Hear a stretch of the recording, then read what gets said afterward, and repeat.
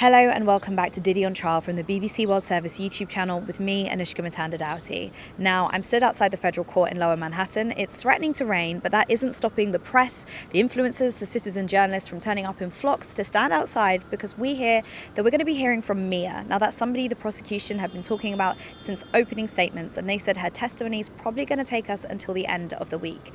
Now, just a reminder, Diddy is on trial for charges of sex trafficking, transportation for prostitution, and racketeering with conspiracy. These are charges he has consistently denied. So today we're going to find out what goes down in court, and we'll be catching up with the BBC's New York correspondent Nada Tawfik, who will break it down for us.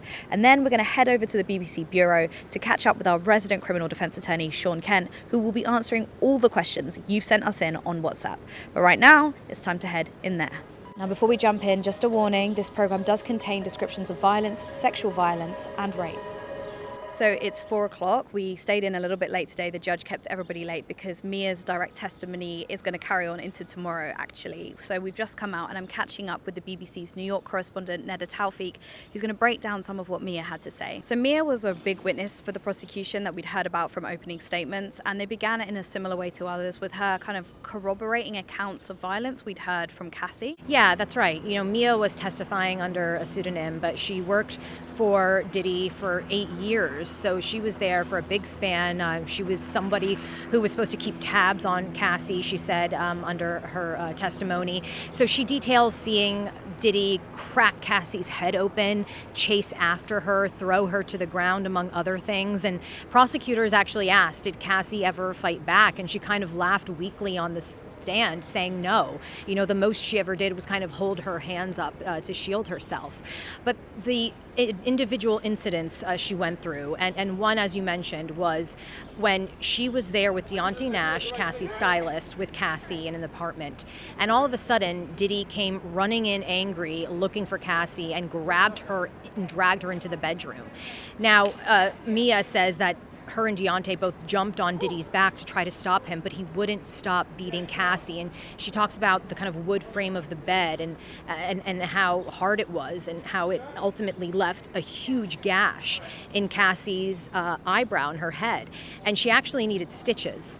But Diddy basically said not to call emergency services, according to Mia, and told them to get in touch with an assistant who was aware of doctors who could help in those situations.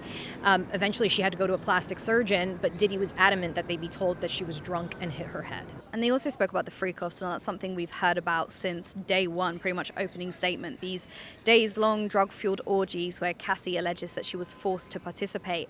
But Mia spoke about it from her perspective and how she felt that Cassie was feeling about participating in these.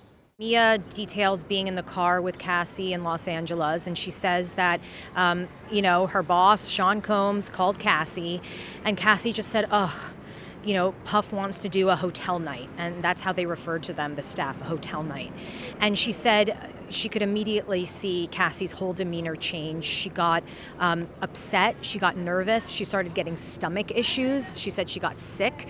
And that's something that we heard from Cassie on her testimony, just how she, had these physical reactions to having to do these freak-offs.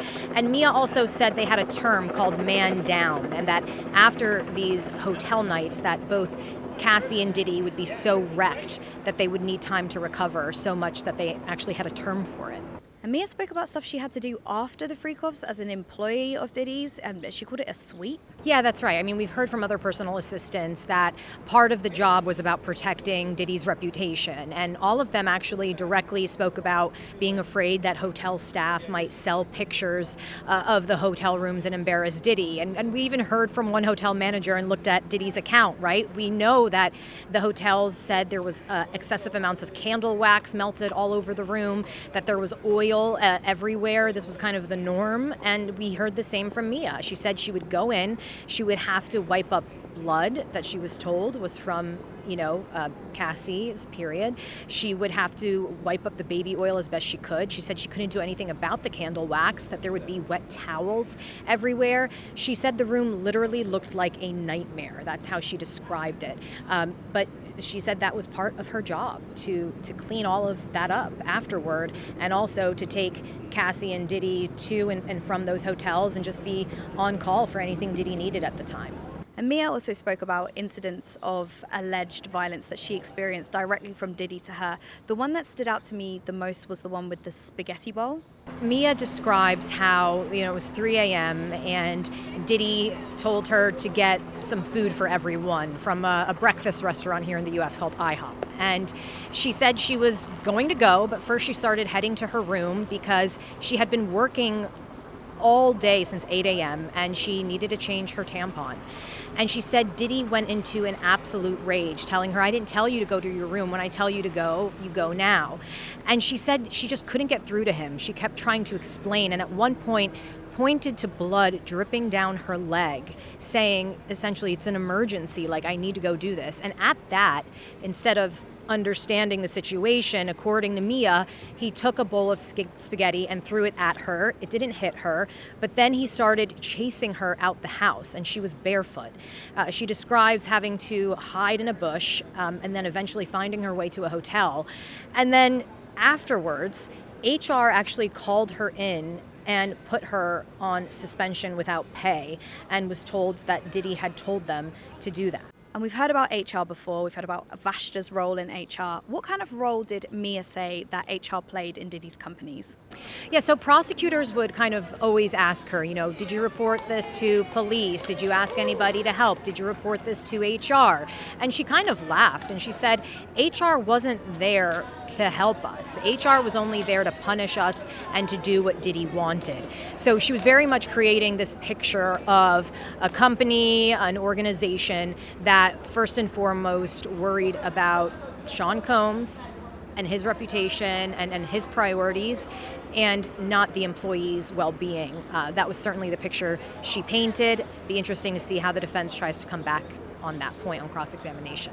And another incidence of violence Mia spoke about happened at the Revolt TV studio. One of the instances of physical violence that she details was when Shaun Combs took her phone.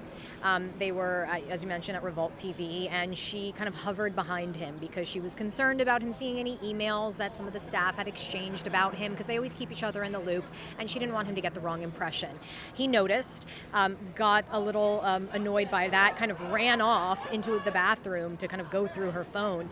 And she said that he just started, when she reached her arm in to get her phone, started banging the door on her arm many times, to the point where she thought it was broken, but it was just badly bruised. And Mia went on to speak about incidents of sexual assault she said she suffered. I just want to give another warning before we talk about this, because there were pretty graphic descriptions of rape and sexual assault. She spoke about the first one she said she experienced. So Mia says she was pretty new working for Diddy at the time of his 40th birthday party at the Plaza Hotel, and she said that he rented out the whole hotel, but her job was to go up and down from the penthouse to take care of anything he needed. And at one point, she alleges that he called her into the kitchen and made everyone else go away and gave her shots of vodka and said, "Let's cheers to my 40th birthday." And she said she was in her 20s, that usually alcohol wouldn't have an impact on her, but she remembered feeling off. And then she says that Diddy got close to her, put his arm kind of on the wall by her head, and put his other arm up her dress, and then kissed her. And she describes just freezing, not knowing what to do, kind of in a panic. And she says she didn't really have any memory after that. The next thing she remembers is waking up the next day in a chair, fully clothed, but with no memory of what had happened. But she said she just continued to work for him because in her mind she thought he was probably drunk. Now, after this, Mia said she felt kind of silly, but she thought it was the last time it was going to happen and brushed it away. But then she spoke about another time it happened, at this time inside Diddy's actual house. The whole time Mia was on the stand, she had her head bowed, she was looking down. Throughout all the questioning, it was like she was really making an effort not to even catch a glimpse of Diddy at all sitting there in court. But specifically when she speaks about all of these alleged incidents of sexual assault, she gets very emotional, sobbing at points, speaking so softly it's hard to hear, and prosecutors had to jump in to help her a few times. So she details kind of sleeping in the bottom bunk of a bunk bed in the house. And she had testified earlier that she wasn't allowed to lock the doors in the room because Diddy said, "This is my house. You're not allowed to lock the doors." That's what she alleges. And she says that she was sleeping, and all of a sudden she woke up feeling the weight of a body on top of her. And she said Diddy essentially told her something like, "Shh, kind of keep quiet," and took his hand and undid his pants. And it took a lot of effort for her to kind of describe what happened next, but prosecutors helped her along to detail how he forced himself inside of her. And she's basically, again, talks about how frozen in the moment, not knowing what to do. Later on, she's asked by prosecutors, did you ever say no? And she says, no, I didn't say no because I was just absolutely shocked and frozen. I never knew when these incidents were going to happen. And she said, I couldn't even tell him no about a sandwich. How was I going to tell him no about something like this? And then it would set off alarm bells in his head that I knew what he was doing was wrong. And she said that would affect her career, even potentially put her in physical harm. It would obviously for her kind of make her, in her mind, viewed as somebody who was trying to hurt him and isolate her from the entire group. In a way that is very typical in the direct testimony that the prosecution asked about, why didn't you go to law enforcement? If this was so bad, why didn't you tell anyone? And you kind of preempting what they might say in the cross-examination there. Thought the stuff she had to say about the police was really interesting and her perception of Diddy's relationship with them. Yeah, she said she thought her boss was so powerful that going to the police wouldn't help at all. And she was asked to clarify, how did you come to that conclusion? And she describes 2 incidents where she was speeding.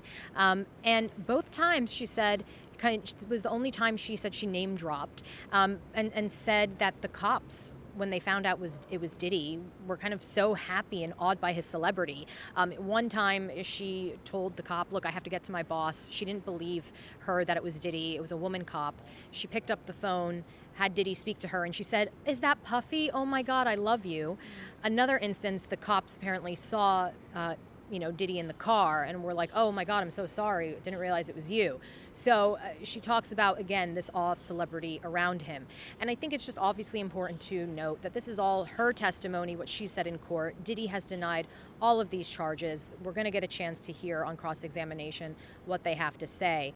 Okay, so Mia's not done with her direct testimony and she's going to be on the stand tomorrow. Now, it was a shorter week because of the Memorial Holiday weekend here in New York. We had Deontay Nash and Capricorn Clark. Let's start with Deontay, who was on Wednesday. What did he have to say? Yeah, so he was the stylist for Cassie and also worked with Diddy, styling him for a while. And he was saying he witnessed a lot of violence against Cassie by Diddy. The one incident, we spoke about with Mia kind of jumping on Diddy's back when he came into the apartment, the gash on her eyebrow, he was there for that. But also just the fact that Cassie didn't want to be part of these freak-offs and was blackmailed. He talked about Cassie opening up to him about that, how, when they were rushing off from Diddy one time, he threatened to release tapes, and that's when Cassie opened up to him and said she'd been forced to have sex with male escorts and she didn't like it. And also, the blackmail that he would release the tapes to Cassie's parents. So he was a kind of key witness in that respect. He was also a very colorful character. He had little remarks on the stand when one of the photos of him was put up. He said, oh, I look good. So with all these very heavy topics, he brought a little bit of levity. And Capricorn Clark was on Tuesday, and her testimony is really important because she spoke about those allegations of kidnapping, and that is a predicate offense directly related to the RICO charge. Yeah, I mean, this is somebody who says Diddy came in holding a gun to her, upset that he had found out that Cassie was seeing Kid Cudi and telling her to get in his car because they were going to go kill Cudi. That's her testimony. And she says she didn't want to go, but he had a gun and he forced her. And once there, she called Cassie kind of in a panic about all of this. So she is somebody who is providing that extra circumstantial evidence, right, about this kind of break-in into Kid Cudi's house by Diddy and his security guard. And just more broadly, she talks about just the threats she constantly faced from Diddy. So Capricorn Clark, again, a really large chunk of time was spent on her testimony as someone who worked close with Diddy and could give her perspective. Nada, thank you so much for breaking that down for us today. We are not quite done because we're going to be hearing from our resident criminal defense attorney, Shaun Kent, who's going to be answering all those questions and all my questions, of which I have many. So we're going to head to the BBC Bureau now and get that done. Shaun, we had a really heavy, quite long day today with Mia, who is using a pseudonym, but she's one of the prosecution's main witnesses. We heard about her in opening statements. We've heard about her kind of throughout. And they started off with her corroborating some of the claims that Cassie made and Deontay Nash about violence that Cassie experienced. Is this once again just presenting to the jury that, okay, this is now three people who say they witnessed this, so it definitely happened? Or are they doing something else here? Probably a little bit of both, because the way that I read her testimony is she 100% corroborates Cassie's testimony. And that's something the government has always want to do in trials. They want to make sure that, okay, maybe you didn't believe her, but to not believe Cassie, you now have to disbelieve 4 or 5 different individuals with the exact same accounts. And that's probably what you're noticing in trial, is that it's the same story over and over and over again. And the reason they probably also love her Mia's testimony is also because she actually helps with the forced labor charge as well.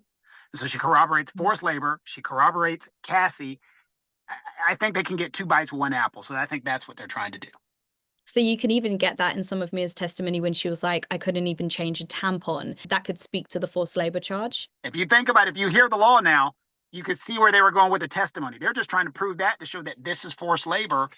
And if you look at the law, it also says it doesn't matter if that person is being paid. So you can get paid a salary and still be treated this way. That's forced labor, and that carries 20 years. Now, look, Mia's testimony was clearly a tricky experience for her. She voiced that she really didn't want to be there doing this. Now, I'm going to ask you about some of the stuff that she spoke about in relation to sexual assault.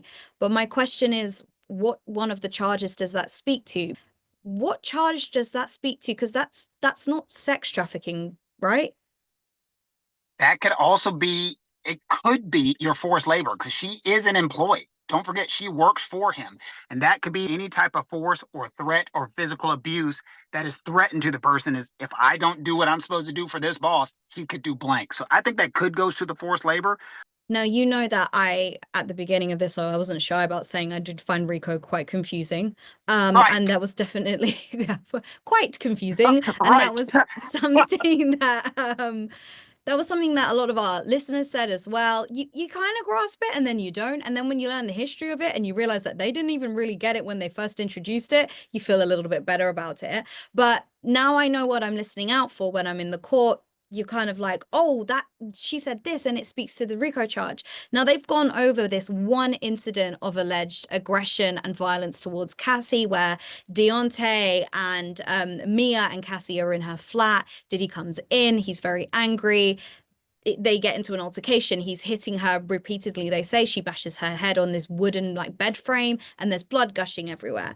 Now, I kept thinking, why are we going over this same incident over and over again? Not that it's not important, but we've heard of lots of different allegations of violence towards Cassie.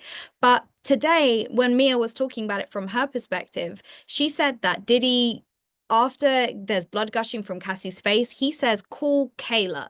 She's another assistant, we learn. The jury is told. Call Kayla because she's the one who has the good relationship with the doctors and they'll see her. Now, for me, that was like, that's a clear example of RICO, because that's the wider company being used to cover up something illegal that's happened. Is that right? First priority is they must prove an enterprise. You understand? They must prove a web of interconnected individuals that helps Diddy gets what he wants. And what that testimony, they keep talking about that, is Diddy's able to call all of these people in the Combs Diddy verse to help him. Like, they all say everything is related to his prurient interest, his interest in sex trafficking, his interest in these freak-offs. All of it is related to that. And if you listen back to the testimony, when they talk about the doctors, they're talking about security workers, they're talking about car drivers. They're talking about all these people that are all necessary to help Diddy gets what he wants. That's their argument. I'm not saying that it's accurate, but that is their argument. And you're able to see it. Oh, I see why they can say that now. Mia also spoke about having the perception that going to the police about Diddy wasn't enough. She said this was before Me Too, this was before social media, and I thought his power was above the police. That's what she says. She gives some examples prompted by the prosecution saying, oh, well, I'd get speeding tickets, and then when I tell the police, you know, I was speeding for my boss P. Diddy, and I get him on the phone, those tickets were written off. They were really happy to talk to Puff Daddy. At what point in the jury's mind do you start going, how big is this thing? This seems to be involving the police, medical professionals, security guards. You know, where does this alleged enterprise stop? There's two ways I want to respond to that. One, and this is why you have to be careful to object to everything during a trial, okay? If you remember the day before yesterday, the defense requested a mistrial motion because they said, we believe the United States of America is asking a question about the Los Angeles Fire Department officer. We believe the question about the destroying of fingerprints and how rare that is they're making the suggestion that Diddy is so powerful, he can have fingerprints destroyed and disappeared. Nobody said that but the defense. And the defense highlighted that in front of a jury. And now you got the jury thinking, God, I wonder if he is so powerful. And guess what? Who's scared to hear that? Diddy is scared because he doesn't want that. And that's why you have to be careful with objections. And so, but that's the point of RICO. And that goes to the second part to answer your question. I keep talking about the jury charge, the charge at the end that the judge is going to tell what the law is. Well, the judge is going to say the enterprise, the members of the enterprise are known and unknown. It doesn't really, everybody, they're not having a board meeting where everybody's sitting around and saying, you're a member, you're a member, you're a member, you're a member, you're a member. There's no board meeting. So it's just an enterprise, and one person can know about the enterprise. And guess who the one person is? Diddy. So these cops don't know they're a member of the enterprise. These drivers don't know they're a member of the enterprise, but they are. And that's what the government is going to be arguing. And that's what the listeners are able to see now is now that we understand RICO, we're seeing the chess moves. And you don't, I think when we started talking about this at the beginning and I was telling you what the defense strategy was going to be, and you're like, how do you know this? Well, now that you know what RICO is, you know there can only be one defense strategy. They've got to defeat the enterprise. They can try to kill everybody's credibility out the wall. They can say consent.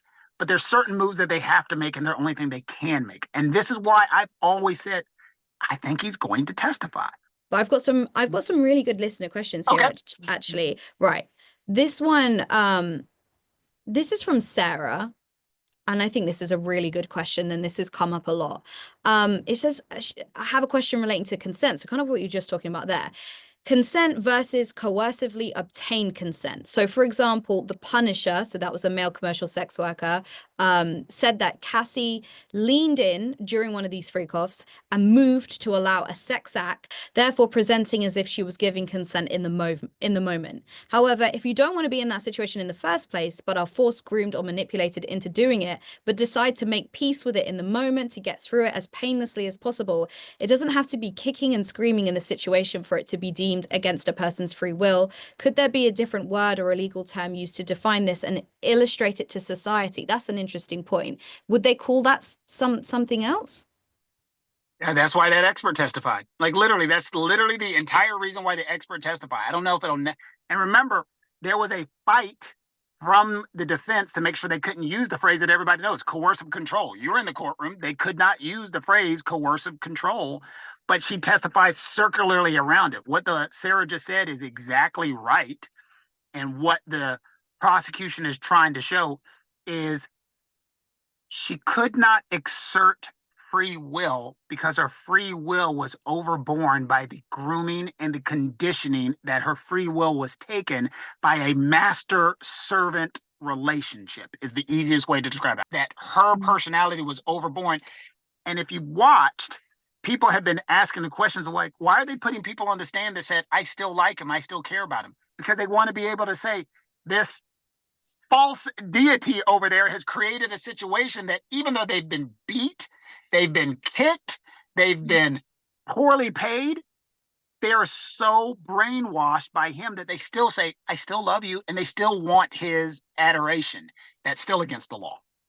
I've got another question here from Rich in Bournemouth in the UK. Says, hey guys, love the pod since I stumbled on it in February. Wondered if you could help us out with something of the court processes and the like. What do they discuss during? This is a good question. What do they discuss during a sidebar? Why is there a delay in filing exhibits in the docket? Surely they're not still going through evidence. They're going through evidence in court. Like, they're having little arguments in court while we're sat in there. And the judge is like, you couldn't have brought this up earlier. Step one, normally these trials take much longer to come forward. So they are learning as they're going. I've said it since day one. I've never thought the defense was ready. They have done a yeoman's job of being prepared with terabytes of information. That's why there's so many lawyers, but they're filing exhibits as you go. Number two, the government, believe it or not, is still investigating today. I promise you, they still have people looking at evidence, even though in the middle of the trial, they're still working. So that's why exhibits are coming up as they go. The sidebars, the purpose of them, if you're watching any trial, there are certain things that the jury is simply just not allowed to hear. You're not allowed to hear things that could prejudice Diddy's trial rights. And so the sidebar is to make sure that juries aren't hearing impermissible information. And the prosecution wants it more than the defense. And you've already heard one mistrial. One mistake by a witness the United States size can cause us to do this entire thing again. And so that's why the prosecution is very cognizant that they don't want to make mistakes. And that's why the defense, every chance they can, are to listen for a mistake, listen for the witness to say the wrong thing, looking for a witness to violate an order by the judge so they can ask for another trial. And it sounds crazy, but defense attorneys love a mistrial. And that could happen. Any one witness can cause this entire thing to come back. That was our resident criminal defense attorney, Shaun Kent from South Carolina. And that's it for this episode of Diddy on Trial from the BBC World Service YouTube channel with me, Anoushka Mutanda-Dougherty.